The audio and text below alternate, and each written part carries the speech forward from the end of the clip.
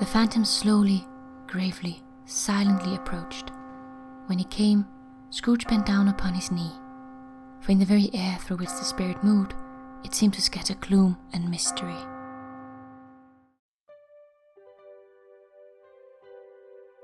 Hi guys! Sorry this video is a little late. I fell sick last week, which you can probably hear from my voice, so sorry about that. But today we'll be doing the last Spirit of Christmas in the little series, being the Ghost of Christmas Yet to Come. This concept was actually pretty hard to work with because the original description of the character is very sparse. It's just a hooded figure that shows nothing of itself. So I took very literal inspiration from the name, since it's also called the Ghost of Christmas Future. So I wanted my take to be a female that looks like she could come from the future. But we'll get back to my thought process on the design in a little bit. Firstly, here's the base doll that I used for this project. It's the Monster High doll, which again is secondhand. And for some reason the previous owner decided to paint on it, and I don't know what it's supposed to be. But it got a little stained and I couldn't really remove it, so I just had to live with it. This doll actually had a plastic wig cap, which I hadn't seen before, which made it very easy to remove the hair, and I just saved the wig cap for another project.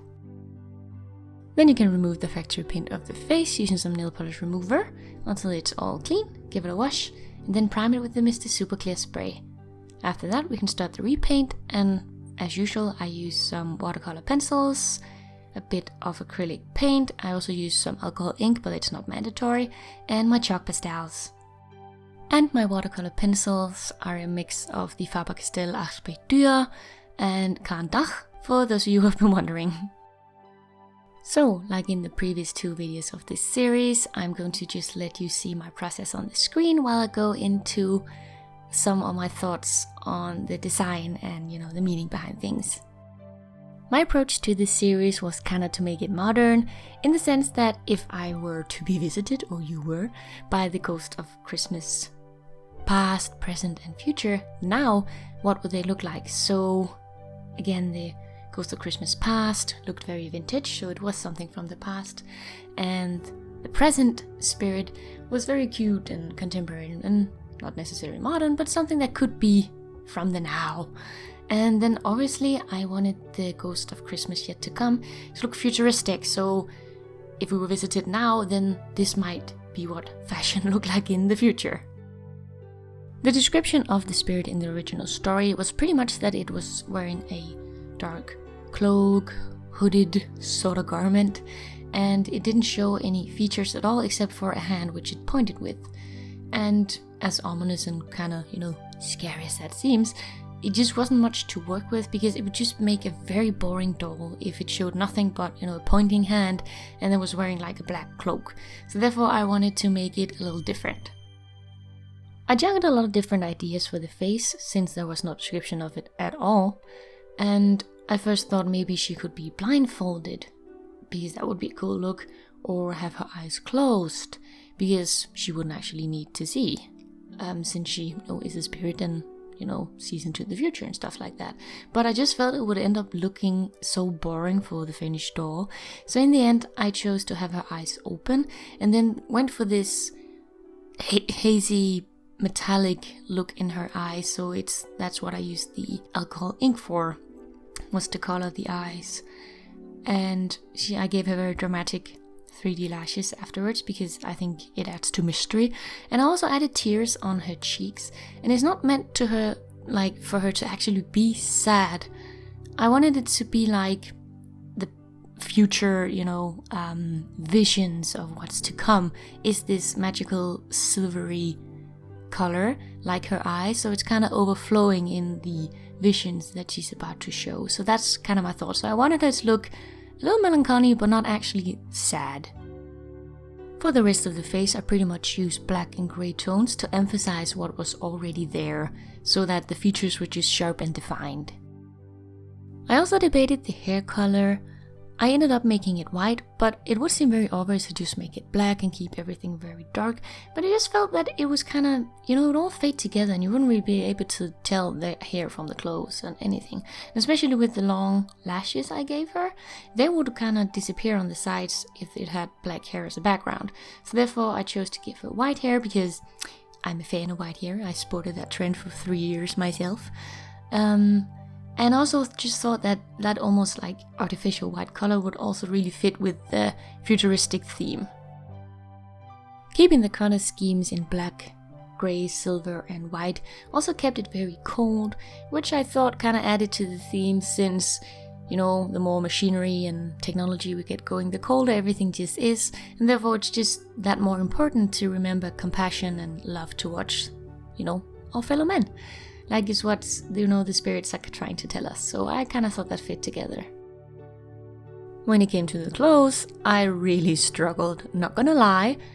From the start I was like, this is gonna be easy, and then I actually had to do it, and it wasn't. I kept going back and forth, wanting it to be both futuristic but also kind of post-apocalyptic, because I think there's just so much cool fashion from that style, and it's all kind of torn and layers and stuff. But I just couldn't come up with a design that I thought would translate well on camera in this scale, especially because with a lot of dark colors and soft textures, it kind of blends together and doesn't really stand out. So therefore I decided to just go with what I consider more plain futuristic, where I just played with a bit of shine and texture and also angles, trying to make like sharper lines in the outfit. So I ended up making a dress with a panel in the front that was shiny fabric, and then lined it with some silver ribbon just to add some definition. And she also got some netted leggings, some high boots, and I also made the sleeves from I actually reused the sleeves from a top from a previous doll, and it's this kind of netting that added a bit of transparency to the outfit, but it was still dark and you couldn't really see the skin through it, and I really liked that detail.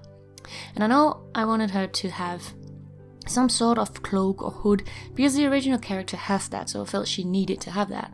But at first I made this strange cape thing, and I just cut it out of the video because it was so bad, and she just looked like a really strange dominatrix, and I just wasn't digging it at all, so off with that. And then I made this sort of, I don't know if you call this a shrug, but it had these like diagonal lines when it kind of wrapped around the top of her chest, kind of like almost like a poncho, I guess. And then it had a hood that just was on loosely, so you could take it on and off. And the first hood I made actually looked like something from a raincoat, so I had to redo it that as well. So this was a learning curve, not gonna lie.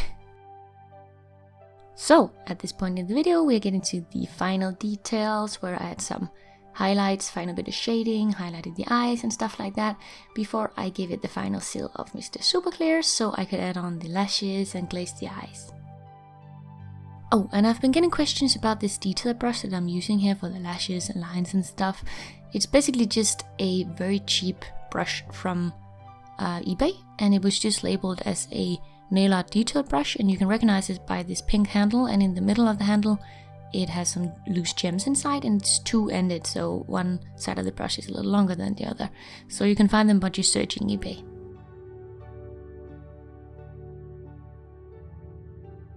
There were some discolorations on the hands that I also couldn't remove, so I chose to add a bit of silver, just fading from the fingertips, again just adding to the cool theme and the sort of magic. And for the eyelashes, I didn't actually use doll lashes this time. This is regular sized eyelashes, which I bought in bulk from eBay a long time ago. And I just cut them into smaller pieces so I could stick them on and get the look I was going for.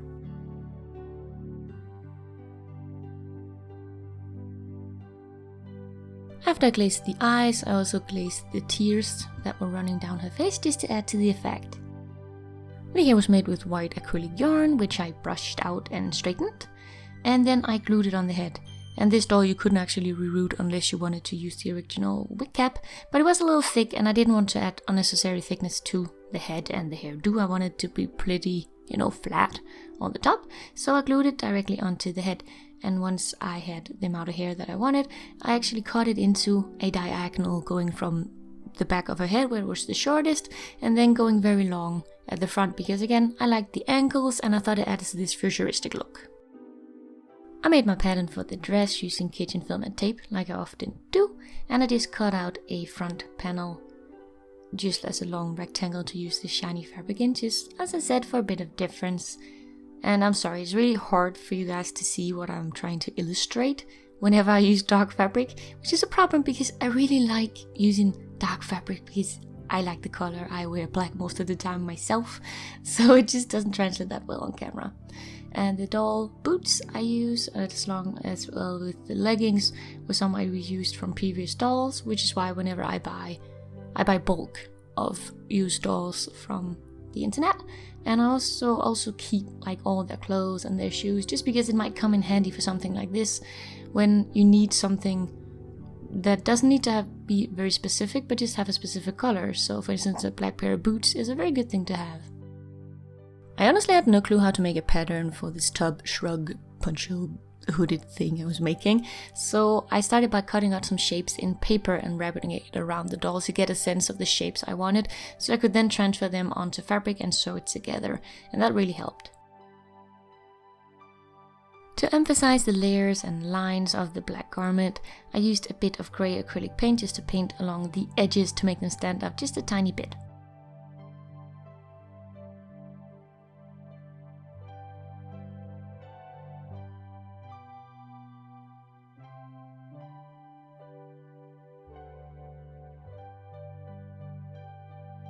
And finally, here was the second hood I made.